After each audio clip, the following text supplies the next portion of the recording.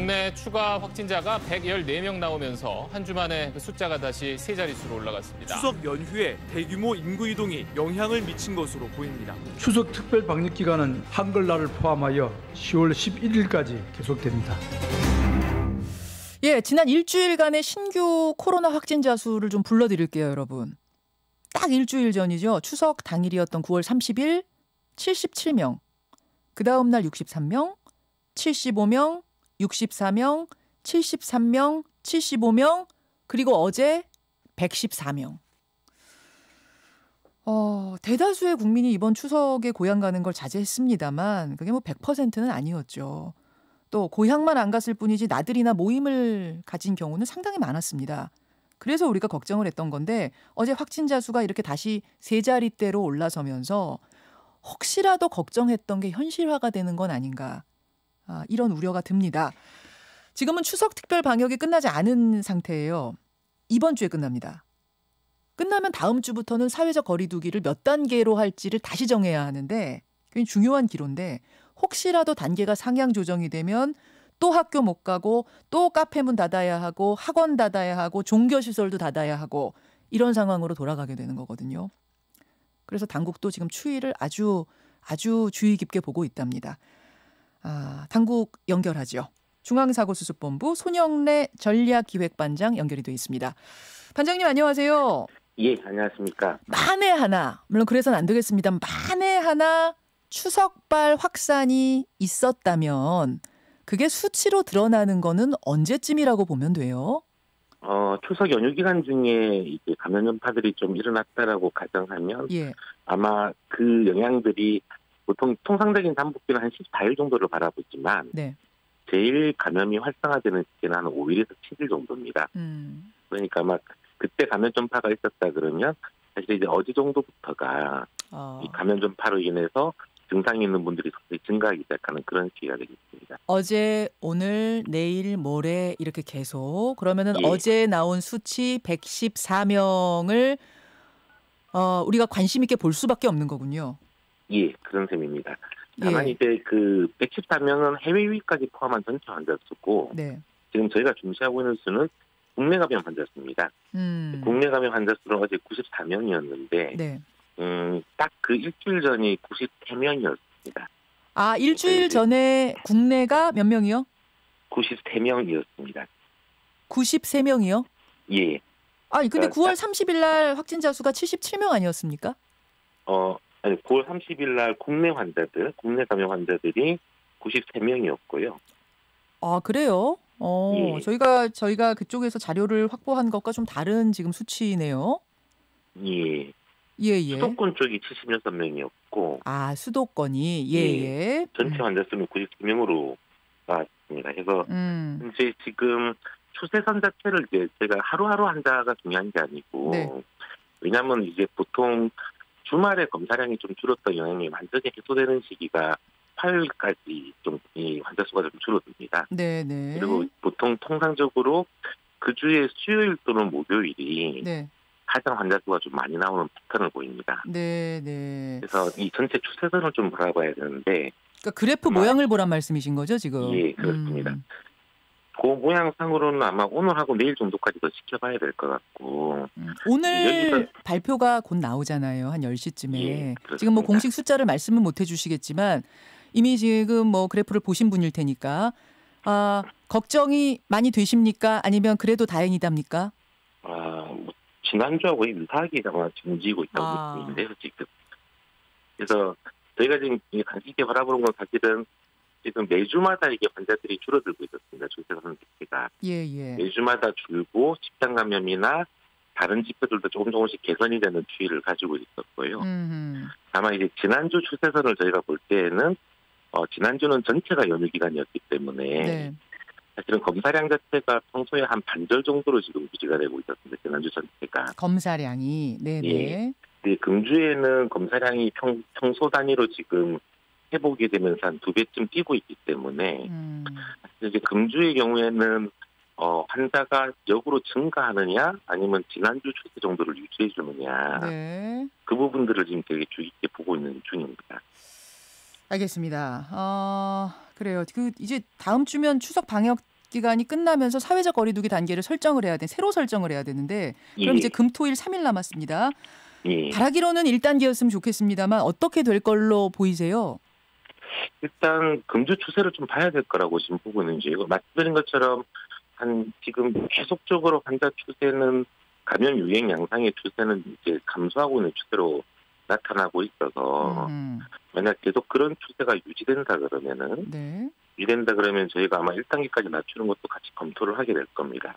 다만 이게 반등을 해서 다시 역으로 증가하는 패턴이 좀 나오기 시작하거나 혹은 단순히 이제 1일 환자 수만 중요한 게 아니고 집단 감염 같은 것들이 어떤 식으로 분포돼 나오느냐 전국적으로 그리고 이제 감염 재생산 지수라고 하는 R값이 지금 현재는 1 이하로 잘 유지되고 있는데 이런 부분들이 1 이상으로 증가하는 패턴이 보이는지 이런 것들을 좀 종합적으로 바라봐야 된다고 보고 있습니다.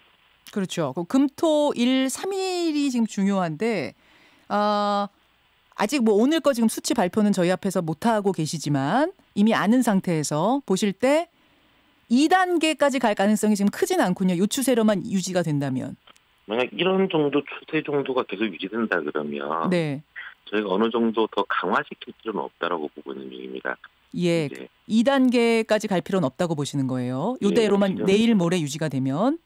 예, 그럴 가능성이 알겠습니다. 큽니다.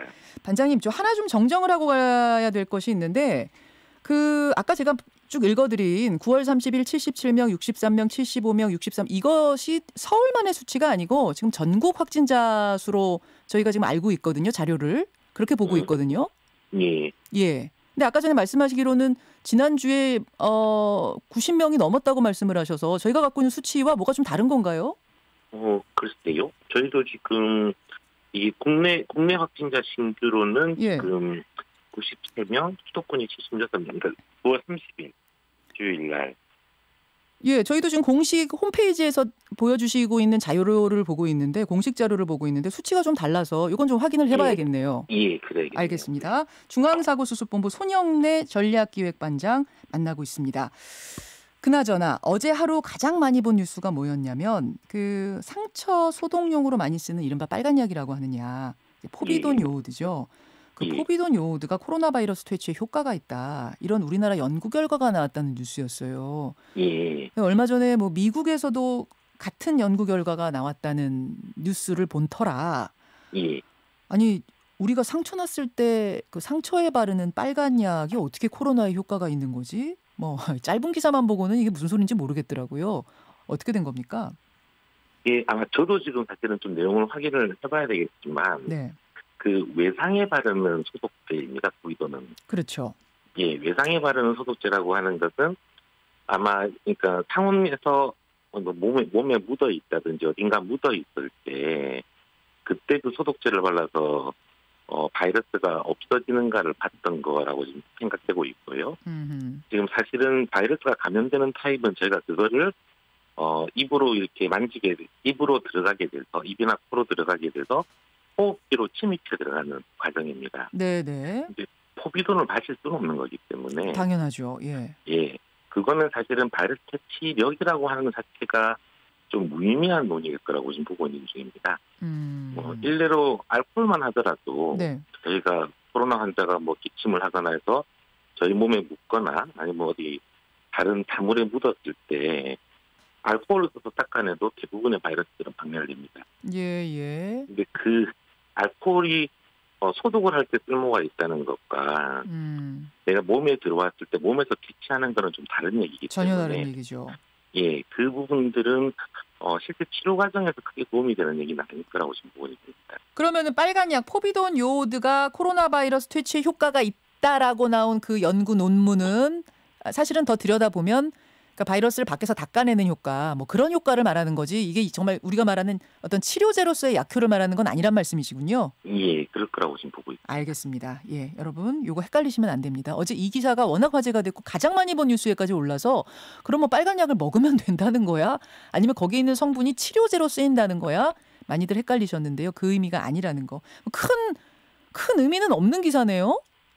아마 그럴 것 같습니다. 지금 좀 실제 치료 과정에서 먹어도 혹은 혈액으로 주입해가지고 효과가 있는 부분들은 현재 여러 가지 연구가 되고 있는 아직 상용화되지 않은 그런 약제들이고 그 외에 나오는 다른 성분으로 간간히 나오는 이런 뉴스들은 네. 대부분 소독 과정에서의 박멸들을 가지고 보통 뉴스화될 때가 많습니다.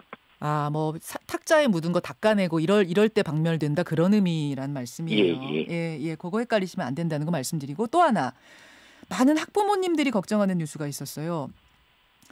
외국에서 코로나 감염된 뒤에 소화 괴질 증상을 보이는 아이들이 있다는 소식은 저희가 한참 전부터 들어서 알고 있었는데 우리나라에서도 2명의 어린이가 코로나 감염 후에 괴질 증상을 보였다. 괴질이라고 하지만 정확한 이름은 다기관 염증 증후군. 어떻게 된 건가요? 아주 낮은 확률로 다기관 염증 증후군들이 나타날 수가 있어서 그 부분들에 대해서 지금 현재 임상 경과를 관찰 중입니다. 아마 그런 부분들이 좀 어느 정도 낮은 확률이지만 나타날 수 있다라고 인지하시면 될 것 같고요. 다만 이제 전체적인 임상 증례로 봤을 때는 네. 소아 환자들에 대해서 이 치명률은 굉장히 낮은 상태다라고 하는 부분도 함께 좀 알아두실 것 같습니다. 그러면 우연의 일치라고 보시는 거예요? 아니면 어떤 코로나와 다기관 염증 증후군 사이에 연관관계가 있을 수도 있다고 보시는 거예요? 연관관계가 지금 있을 것이라고 하는 쪽으로의 임상 자료들이 좀 더 많은 편입니다. 많은 편이에요. 예, 근데 이제 이 확률이라는 게 워낙 낮아서 네. 예를 들면 지금 20대 이하 소아층에서 네. 제가 자료가 조금 기억이 가물가물한데 아마 지금까지 한 2,000명 가까운 환자들이 나왔을 건데 이 환자들이 아주 상태가 나빠져서 중환자실로 들어간 케이스가 거의 없습니다. 이 모든 소아 환자들에서. 소아 환자들 중에는. 그래서 소아 환자들의 임상 경과는 사실은 코로나19 임상 경과는 상당히 좋은 편이고요. 다만 이제 지금 말씀하신 대로 면역 반응 실패로 인해서 다기관 염증이 나오는 것들은 확률적으로 그 수많은 환자들 중에서 가끔 나올 수가 있기 때문에 그런 사례일 수 있다라는 의심을 가지고 지금 경과를 보고 있는 중입니다. 지금 워낙 학부모님들 걱정이 많으셔서 제가 다시 한번 정리할게요. 제가 정리한 게 맞나 봐주세요. 그러니까 코로나와 이 소아괴질, 다기관 염증 증후군 사이에 연관관계가 있긴 있는 것 같다. 있긴 있는 것 같은데 다만 관계가 있다고 해서 확률이 높은 건 아니니까 확률은 거의 아주 낮다, 그러니까 희박하다. 이렇게 보면 되나요? 예, 지금 현재 그렇습니다. 아주 걱정할 수준은 아니라고 보세요? 지금 아마 전 세계적으로도 이게 고령층에서의 문제가 심각한 것이 네네. 연령이 젊을수록 사실 이 치명률이 낮은 게 오히려 방역 관리에서 상당히 어려운 부분 중에 하나입니다. 그렇죠. 그런 부분 때문에 젊은 분들이 이 질환을 별로 안 무서워하는 특성들이 좀 있어서 그런 측면에서 소아 환자들의 어떤 임상 경과에 대해서는 현재 아직 이렇게 아주 자신 있게 말씀은 못 드리겠지만 계절 독감보다 치명률이 지금 높은지 안 높은지가 지금 아직 분명하지 않은 상황입니다. 뭐 소아괴질 발생했다고 해서 특별히 더 대처할 거는 따로 없는 거죠? 그냥 코로나 걸리지 않도록 더더욱 주의하는 거 그게 최선인 거죠? 예, 그렇습니다. 알겠습니다. 별다른 치료제가 있지는 않기 때문에 제일 최선은 아무튼 안 걸리는 게 최선입니다. 여기까지 보겠습니다. 보건복지부 대변인이자 중앙사고수습본부 전략기획반장 손영래 반장님 고맙습니다. 예, 감사합니다. 김현정의 뉴스쇼는 청취자 여러분의 참여로 이루어집니다. 트위터, 페이스북, 레인보우 게시판, 그리고 단문 50원, 장문 100원의 유료 문자 샵 1212, 우물정 1212 통해 참여하실 수 있습니다. 김현정의 뉴스쇼, 여러분과 함께 만듭니다.